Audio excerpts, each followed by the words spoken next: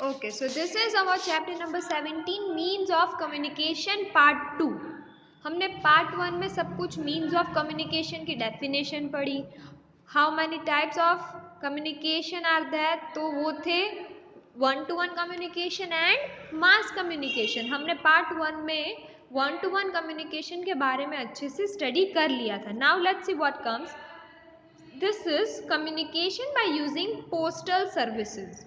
तो जैसे मैंने बोला था, पहले के ज़माने में पोस्टल सर्विसेज होती थी, पोस्ट में सब कुछ देते थे। Let us find out how the letters we write reach our friends and relatives.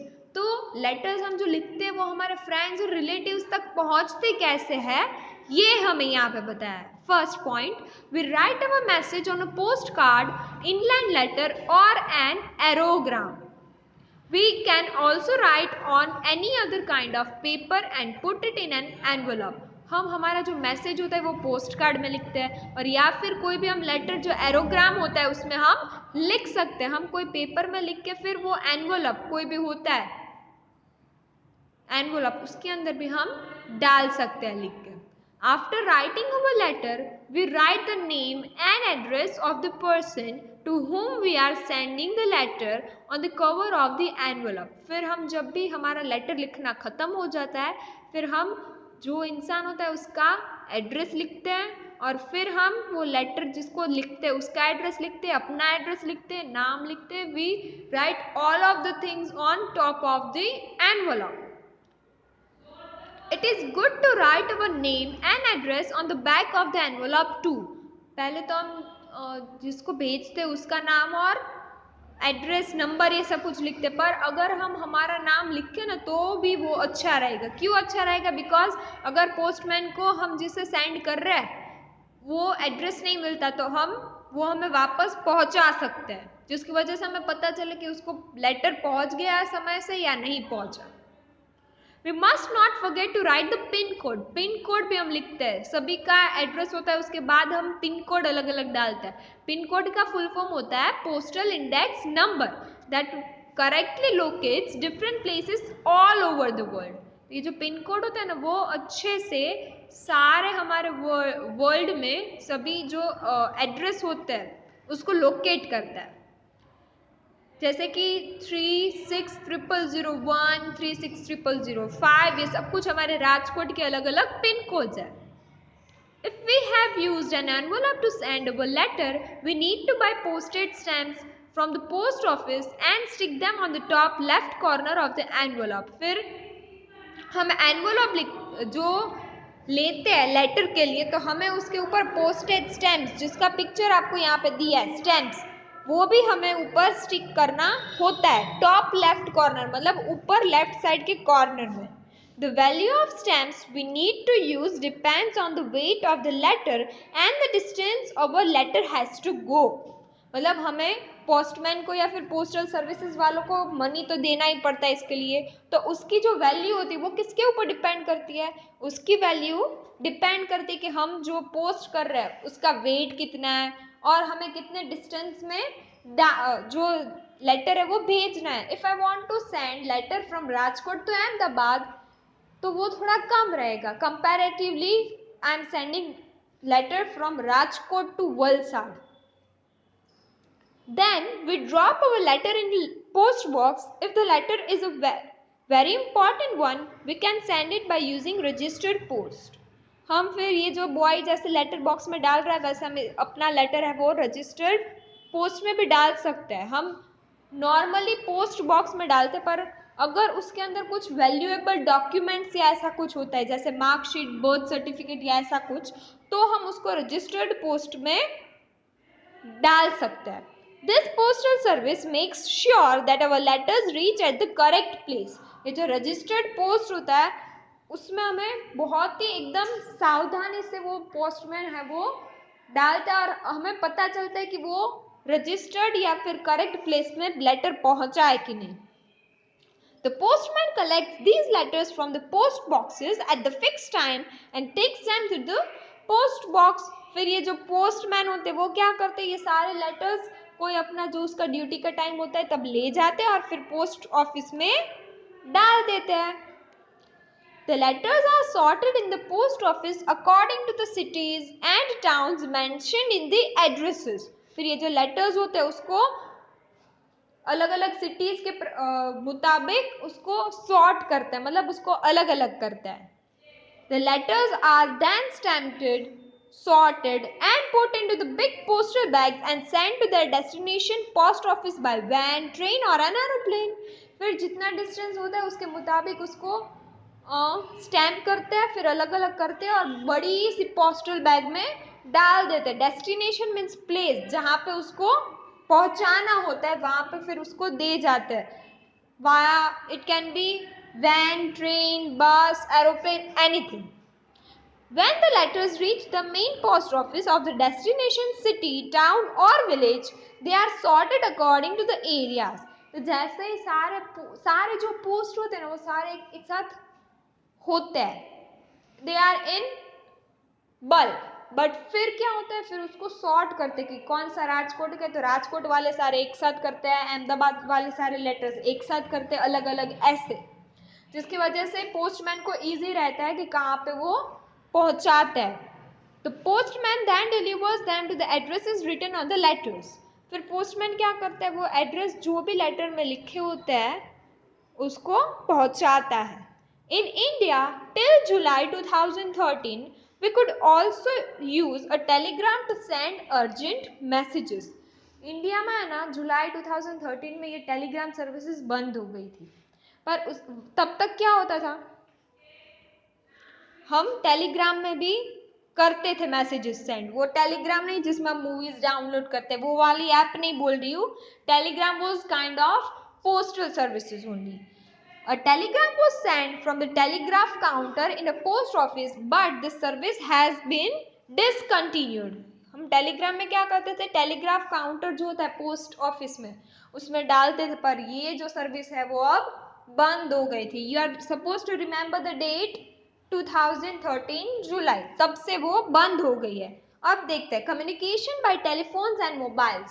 तो यहाँ पे आपको जो दिया है वो क्या है, हम कम्युनिकेशन टेलीफोन या मोबाइल में करते हैं उसकी बात हो रही है. We can talk to our relatives and friends over the telephone at any time. Telephones and mobile phones allow us to talk to the people and connect to them immediately. हम normally बात telephones में ही करते हैं अपने friends के साथ या फिर मोबाइल फोन्स में.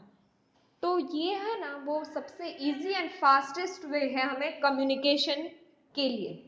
We use mobile phones to send messages as well. हम मोबाइल में अब मैसेज भी सेंड कर सकते हैं. We can also use phones to communicate with people in other countries.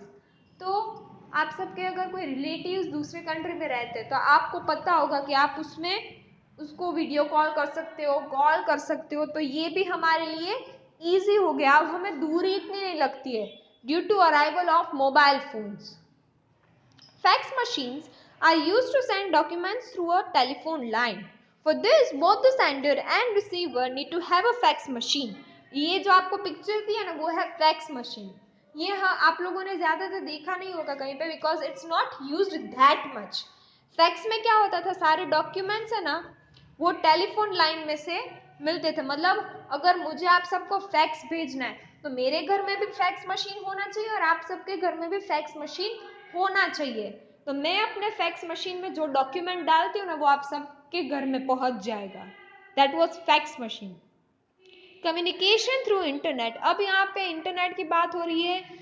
Without internet our life is equivalent to incomplete. मतलब internet के बिना हमारी लाइफ अधूरी सी है आजकल. तो it is easier and quicker to send messages using electronic mail or emails.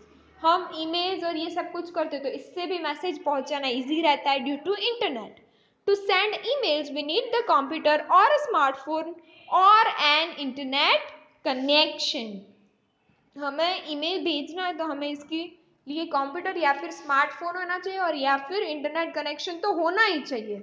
We can also say the talk to people through video conferencing on our companies with the help of the internet.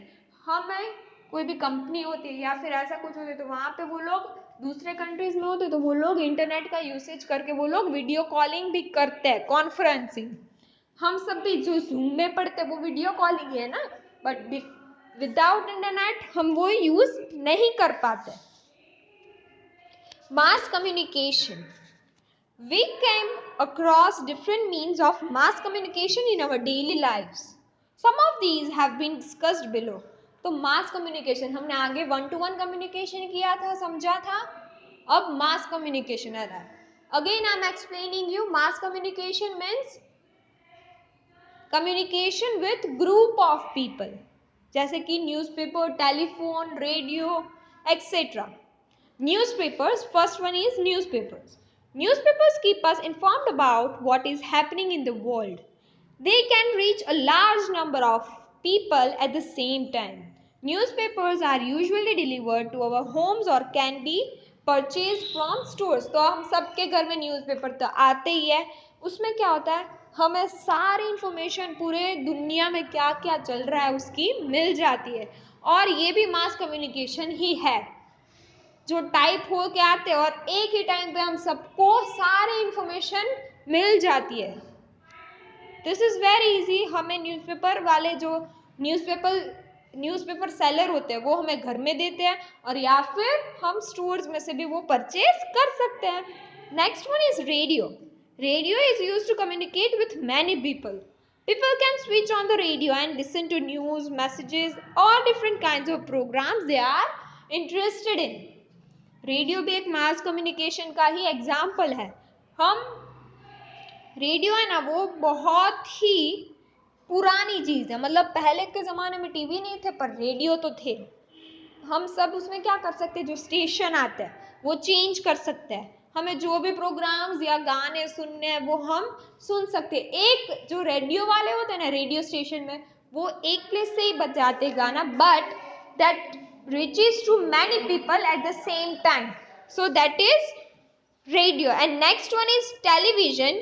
Television is used to give information and entertain a large number of people. The advantage of television is that we not only hear the information but can also see it. मतलब television है वो information या फिर entertainment के लिए सबसे best चीज़ है after phone. हम टेलीविजन में बहुत ही सारे प्रोग्राम्स, गाने, मूवीज सब कुछ देख सकते हैं. और टेलीविजन का सबसे अच्छा एडवांटेज है कि हमें सारी न्यूज़, इंफॉर्मेशन सब कुछ मिलती है और हम उसको देख भी सकते हैं. In radio we can only hear, but in television we can also see everything. Thus, it is a very popular form of mass communication. तो इसीलिए टेलीविजन है वो सबसे अच्छा एंड सबसे बेस्ट वे है मास कम्युनिकेशन के लिए. हम सब जब छोटे थे तब हम सिर्फ टेलीविजन ही देखते थे, right, before the arrival of phones. So television is the best and very popular thing for mass communication. So this is our end of part 2 of chapter number 17, means of communication. Thank you.